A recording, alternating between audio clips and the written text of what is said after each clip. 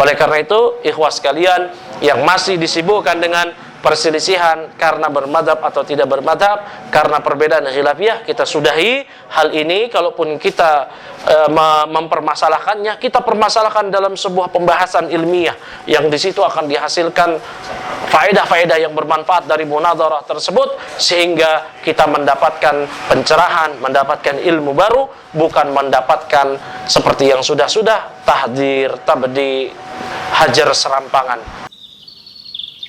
أعوذ بالله من الشيطان الرجيم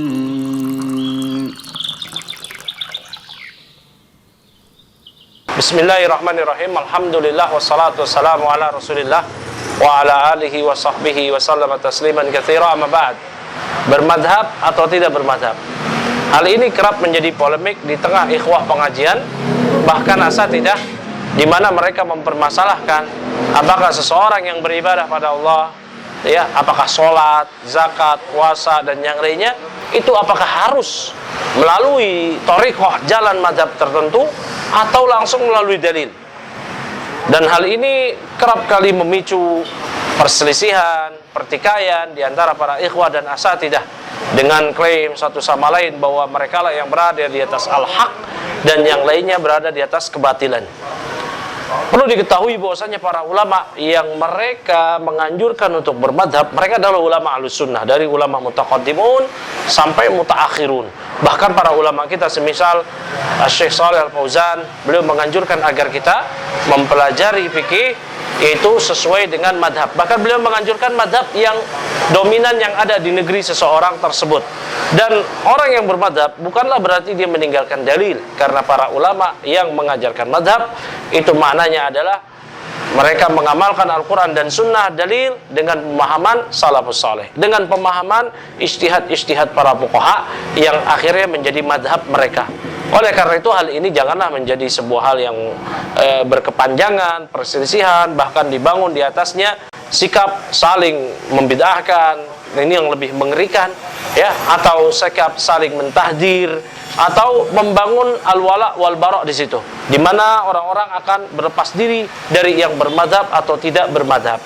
Yang menjadi persoalan adalah bukan bermadhab atau tidak bermadhab, itu memang betul sebuah permasalahan yang penting. Namun ada permasalahan yang lebih penting lagi, yaitu apakah masyarakat kita sudah betul-betul beribadah kepada Allah Subhanahu wa taala dengan benar atau tidak? Apakah umat ini sudah merealisasikan ubudiyah kepada Allah atau tidak?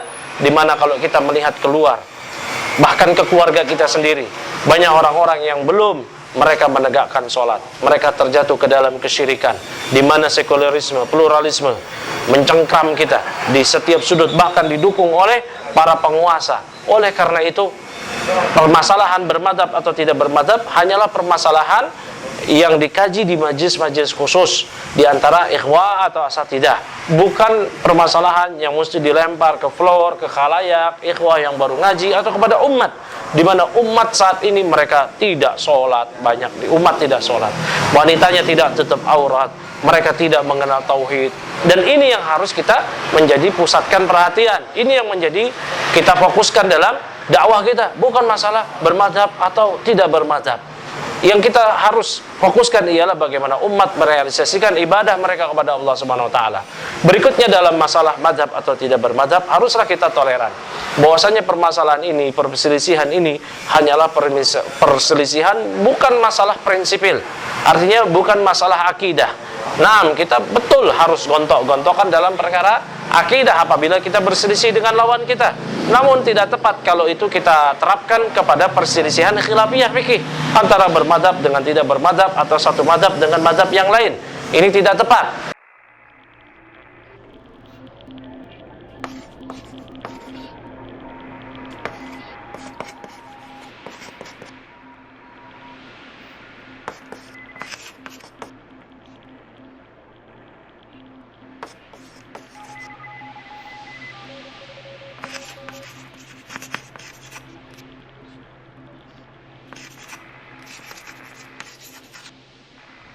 Oleh karena itu kita harus belajar juga fikih, bagaimana perselisihan para ulama, bahwa para ulama biasa berselisih dan mereka saling menghormati, mereka saling memuji, mereka saling mendoakan kebaikan, mereka tidak saling menghajar, tidak saling mentahdir, apalagi membid'ahkan, dikarenakan perbedaan masalah fikih.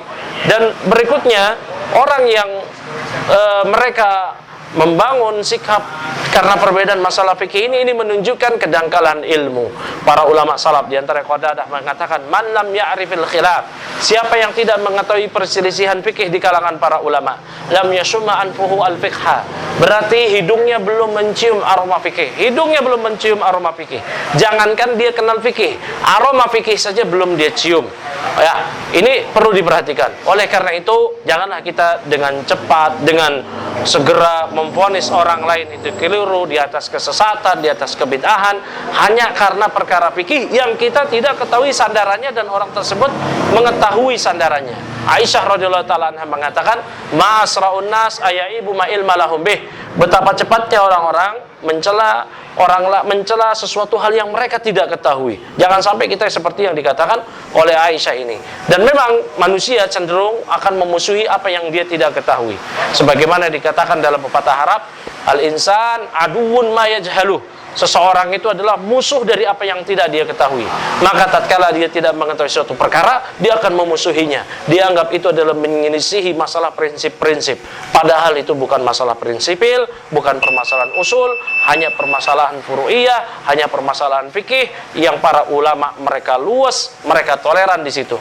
Para ulama kita, a'immatud dakwah, semisal Syekhul Islam Ibnu Taimiyah, Syekh Muhammad bin Abdul Wahhab, mereka berselisih dengan para penyelisihnya dalam perkara prinsipil, dalam perkara akidah, karena mereka fokus dakwah akidah. Tidak kita dapatkan, tidak kita pernah dengar Syekhul Islam Ibnu Taimiyah, Syekh Muhammad bin Abdul Wahhab mereka berselisih kepada umat, mereka berselisih dengan umat karena permasalahan fikih, karena perbedaan kunut atau tidak kunut, melafatkan niat atau tidak melafatkan niat, bismillah dalam sholat jahriyah dijaharkan atau disirkan. Tidak pernah mereka berselisih dalam hal ini. Mereka luas, mereka terkenal toleran dalam hal ini. Namun dalam masalah prinsipil, dalam permasalahan usul tidak ada tawar-menawar. Itu yang kita dapatkan dari mereka. Oleh karena itu, ikhwah sekalian yang masih disibukkan dengan perselisihan karena bermadhab atau tidak bermadhab, karena perbedaan khilafiyah, kita sudahi hal ini. Kalaupun kita mempermasalahkannya, kita permasalahkan dalam sebuah pembahasan ilmiah yang di situ akan dihasilkan faedah-faedah yang bermanfaat dari munadharah tersebut, sehingga kita mendapatkan pencerahan, mendapatkan ilmu baru, bukan mendapatkan seperti yang sudah-sudah, tahdir, tabdi, hajar serampangan. Wabillahi taufik wa sallallahu wasallam ala nabiyina Muhammadin wa ala alihi wa sahbihi ajma'in. Wassalamualaikum warahmatullahi wabarakatuh. Mungkin bukan bakat nih, tapi banyak yang bilang bakat itu nonsens. Yang ada yang praktis dan konsis. Tapi kalau badan udah ngerasa capek, ditambah dingin matahari yang silau dan gerah, bikin badan tepar, lemes nggak bisa komit. Daripada nyerah sama capek dan panas, mending coba pam-pam yang segarnya bikin kamu semangat. Ketika debu dan keringat hilang, badan lebih terasa segar, latihan pun jadi tambah semangat. So guys, jangan pernah menyerah, terus pam-pamin aktivitas.